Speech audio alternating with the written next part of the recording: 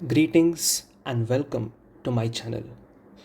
Today we are going to discuss about the paper presentation in physical education paper.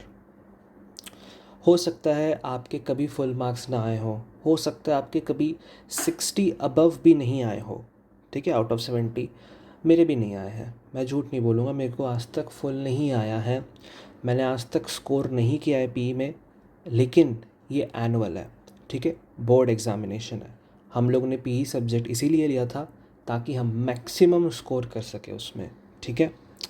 तो आज मैं dedication से आपको बताने वाला हूँ कुछ ऐसे टिप्स जो कि आपको फुल या फिर बहुत अच्छे मार्क्स लाने के लिए मजबूर कर देंगे, लिटरली मजबूर कर देंगे, मतलब आपके मार्क्स काट नहीं पाएगा कोई।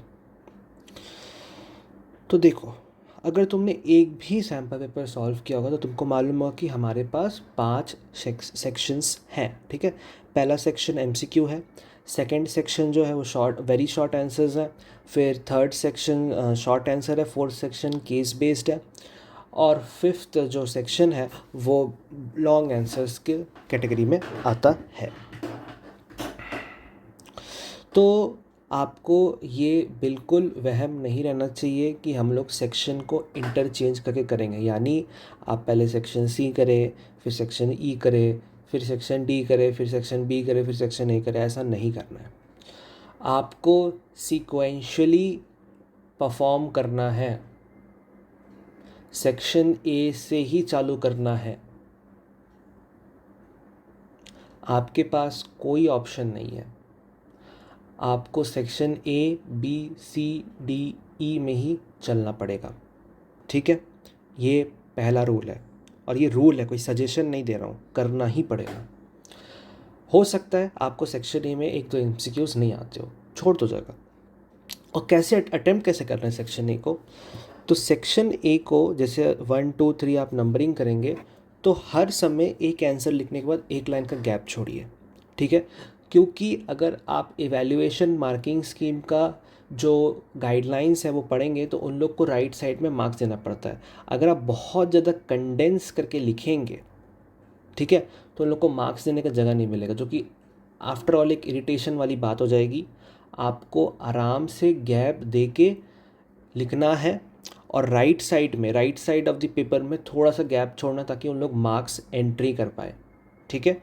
आपको ये हमेशा ध्यान रखना है, क्योंकि एमसीक्यूज या फिर केस बेस्ड में right side of the paper में मार्किंग जाता है, और जो आपका long answer, short answer type 2, ये सब में लेफ़्ट साइड में मार्क्स जाता है। सो प्लीज़ ध्यान रखिए कि आपको गैप छोड़ के अटेम्प्ट करना है सारे क्वेश्चंस को, 1 फिर गैप फिर 2 फिर गैप फिर 3 फिर गैप फिर 4 फिर गैप, तो ऐसे करना है। और right side of the part of the paper में हल्का सा जगह छोड़ना ताकि वो लोग मार्क्स को एंट्री कर सके, उतना जगह छोड़ना है आपको, ठीक है, इसका ध्यान रखना है। दूसरी बात, आ जाते हैं सेक्शन बी में। सेक्शन बी में अगर एनलिस्ट बोला है तो एनलिस्ट ही करना है, उसको थोड़ा डेकोरेटिव बना सकते हो फ्लो चार्ट में, ठीक है। अगर तुमको फ्लो चार्ट बनाने का मन है, अच्छा ड्राइंग है, करो यार, बिल्कुल करो, अलाउड है फ्लो चार्ट बनाना, इनफैक्ट प्रेजेंटेशन इससे अच्छा ही होगा, ठीक है। So flow chart is very much recommended in this section, जितना फ्लो चार्ट बना सकते हो बना लेना, ठीक है। तो सेक्शन बी में भी आपको ज़्यादा वर्ड लिमिट को तोड़ना नहीं है कि ज़्यादा लिख दिए, बिल्कुल मत करना, बिल्कुल मत करना। हाँ, बहुत ज़्यादा मन कर रहा है कि इसमें ये भी लिखना, ठीक रहेगा, आप लाइन छोड़ दो, गैप छोड़ दो, फिर दूसरे में अटैम्प्ट करने चले जाओ, ठीक है। लाइन छोड़ के दूसरे क्वेश्चन में अटैम्प्ट करने चले जाओ। बहुत ज़्यादा लाइन छोड़ दियो तो लिख दो कि प्लीज़ टर्न ओवर, ठीक है। लेकिन उस समय जब आप सेक्शन बी को अटैम्प्ट करो, जितना आप टाइम अलाउट किए हो, ठीक है, उस समय आपको ज़्यादा लिखना नहीं है। अच्छा, टाइम एलोटेशन भी बहुत इंपॉर्टेंट है कि मेरे को सेक्शन ए को इतना टाइम देना है, सेक्शन बी को इतना टाइम देना है, सेक्शन सी को इतना टाइम देना है, सेक्शन डी को इतना टाइम देना है, सेक्शन ई को इतना टाइम देना है। अब ये ना कैसे समझ में आएगा, पहले आपको सैम्पल पेपर एक सॉल्व करना पड़ेगा, नहीं सिर्फ आंसर देख के नहीं चलेगा, आपको लिख के प्रैक्टिस करना पड़ेगा। एग्ज़ाम के एक दिन पहले ही कर ले, कोई दिक्कत नहीं है, मुझे कोई दिक्कत नहीं, तो एग्ज़ाम के एक दिन पहले ही सैम्पल पेपर क्यों ना सॉल्व करें, लेकिन एक सैम्पल पेपर सॉल्व करके जाना है। सैम्पल पेपर सॉल्व करके जाने के बाद तेको एक आइडिया होगा कि okay, I require this much time in section A and B and C and D and E, so मैं इतना इतना अलॉट कर देता हूँ और उस अलॉटेशन के हिसाब से तू आगे बढ़ेगा, ठीक है। सेक्शन सी या सेक्शन ई दोनों का स्ट्रेटजी सेम है, बस सेक्शन सी के लिए ऐसा है कि तेरे को पूरा 1 पेज भरना है और सेक्शन ई में तेरे को 2 पेज भरना है, ठीक है। इसमें भी तू फ्लो चार्ट बिल्कुल बना सकता है, कोई दिक्कत नहीं है। अच्छा, तो तुमको ये ध्यान रखना है कि सेक्शन बी, सेक्शन सी और सेक्शन ई में हमें एक बहुत बड़ा एडवांटेज मिलता है। वो क्या है? हमें एक एक्स्ट्रा क्वेश्चन मिलता है, हर सेक्शन से एक एक्स्ट्रा क्वेश्चन मिलता है, तो आपको बहुत ज़्यादा एडवांटेज है। अगर मान के चलो कि आपका जो सेक्शन सी है या सेक्शन ई है उसमें आपको 2 क्वेश्चंस नहीं आते हैं, ठीक है। जैसे सेक्शन सी में 6 क्वेश्चन है, आपको अटेम्प्ट करने हैं 5, लेकिन आपको 4 अच्छे से आते हैं, आप वो 4 पहले कर लीजिए। और जो दोनों क्वेश्चन नहीं आते हैं उन दोनों को अटेम्प्ट कीजिए। जी हाँ, ये इवैल्यूएशन मार्किंग स्कीम वाले गाइडलाइंस में लिखा हुआ है कि अगर बच्चा एक्स्ट्रा क्वेश्चन अटेम्प्ट कर रहा है तो बेस्ट 5 को चूज़ किया जाएगा मार्किंग के लिए। मतलब अगर तुमने 5 में से 6 क्वेश्चन अटेम्प्ट कर लिए, 5 क्वेश्चन अटेम्प्ट करना था, तो बेस्ट ऑफ 5 को चूज़ किया जाएगा और उसके हिसाब से मार्क्स दिया जाएगा। तो जो तुमको 2 क्वेश्चन नहीं आते उसमें तुम कुछ तो लिख पाओगे, कि फिजिकल एजुकेशन ऐसा तो है नहीं कि तुमको कुछ भी नहीं आता होगा, कुछ तो लिखोगे। तो बिल्कुल बिल्कुल 6 के 6 क्वेश्चन अटेम्प्ट करो। ऐसा मत सोचना कि तुम अगर एक्स्ट्रा क्वेश्चन अटेम्प्ट कर दोगे तो तुम्हारे मार्क्स कट जाएंगे, नहीं, ये गलत फहमी है। तुमको इवैल्यूएशन मार्किंग स्कीम पढ़ना है, ठीक है। मैं तो वीडियो बना ही रहा हूँ, लेकिन तुमको एक बार एग्ज़ाम के पहले जो मार्किंग स्कीम का गाइडलाइंस है वो वापस से पढ़ के जाना है, ठीक है, क्योंकि उसी हिसाब से टीचर चेक करेगा, कोई भी टीचर हो, ठीक है। एक्स्ट्रा क्वेश्चन अटेम्प्ट कर लेना। सेक्शन डी की बात हो रही है, सेक्शन डी बहुत ध्यान से करना है, सेक्शन डी बहुत ध्यान से करना है, क्योंकि इसमें अगर गलत हो गया तो गलत हो गया, मार्क्स कटेगा, ठीक है। सेक्शन सी, ई और बी में आपका मार्क्स कटने का चांस कम है, क्योंकि आप बहुत लंबा लंबा लिख सकते हो घुमा फिरा के। डी में चांस है कि कट सकता है मार्क्स।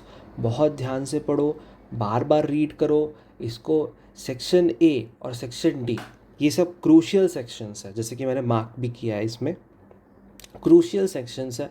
इसमें आपको रिगरस चेक करना है, रिगरस मेहनत करके अटेम्प्ट करना है, ठीक है। ठीक है भाई, इतना ही है, इतना ही कर लेगा ना, तेरे आ जाएंगे मार्क्स। देखो, अच्छा प्रेजेंटेशन, गैप्स अच्छे छोड़ने हैं, पेपर को नीट एंड क्लीन रखना है, पानी के बॉटल को नीचे रखना है, और जब तू पानी पिएगा तो तू क्या करेगा, पूरे आंसर शीट को क्लोज करेगा, उसके ऊपर क्वेश्चन पेपर रखेगा और फिर पानी पिएगा। समझा? चाहे तो डॉट पेन से लिख रहा हो, वो इंक छोड़ता ही है और गीला होने से फिर वो पेपर भी ख़राब हो जाता है, ठीक, कितना भी अच्छा क्वालिटी का पेपर हो, ठीक है। प्लीज़ मेरी बात सुन, पानी पीना, तू आराम से पीना, लेकिन इसको थोड़ा सा अलग कर देना पेपर को, ताकि पानी गिरने के चांसेस ना रहे। प्रेजेंटेशन हमें 1 नंबर रखना है, 1 नंबर मतलब 1 नंबर। इसमें इसमें मैं बता रहा हूँ, नॉलेज से ज़्यादा तेरा प्रेजेंटेशन मायने रखता है। बहुत पॉजिटिव माइंडसेट से जाना है और आराम आराम से तो लिखना ही है, लेकिन एक डेफिनेट पेस भी होना चाहिए। वो तो सैम्पल पेपर जब तू सॉल्व करके तेरे को समझ में आएगा, ठीक है। एंड आई होप कि तेरा पी पेपर बहुत अच्छा जाए, मज़ा आ जाए तेरे को पी पेपर के देने के बाद। And do not hope for full marks, okay, do not hope for full marks, hope for the maximum marks, hope for the things की जो तूने पढ़ के गया वो तेरे को अच्छे से आता है, होप फॉर कि तुम्हारा रीजनिंग पावर उसमें अच्छे से वर्क करे, ठीक है। And I hope, I wish you the best, and yeah that's it, these are the strategies, please follow the strategies as much as possible. And yeah जहाँ diagram बनाना है, जहाँ फ्लो चार्ट बनाना है वहाँ बिल्कुल बनाओ, जहाँ एग्जाम्पल दे सकते हो वहाँ बिल्कुल दो, और उतना तो तुम्हारे पास तो मालूम ही है तुमको क्या करना है। And that's it, I hope you enjoyed the video.